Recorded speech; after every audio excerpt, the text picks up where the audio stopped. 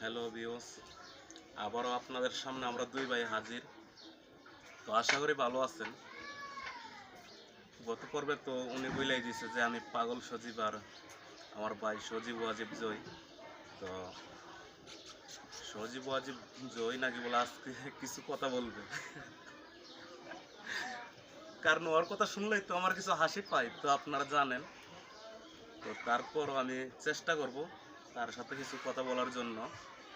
কি বলবি বল? হ্যাঁ ভিউয়ার্স, তো আমি যা বলতে আপনাদের সামনে আবারও আসছি এক সপ্তাহ পর। তো গত ভিডিও আমার ভাই বলেছিল তো ওই কথা নিয়ে ডিসকাস্টিং করার জন্যই আসছি। তো হ্যাঁ, আমি বহুত ভেবে দেখছি যে আসলে দুনিয়ার সবাই পাগল। বল আসলে পাগল ছাড়া দুনিয়া চলে না। বল আছে না রে ভাই? পাগল ছাড়া দুনিয়া চলে না। আছে আছে। তো আশা করি বুঝতে পারছেন আজকে কেন আমি আসছি। তো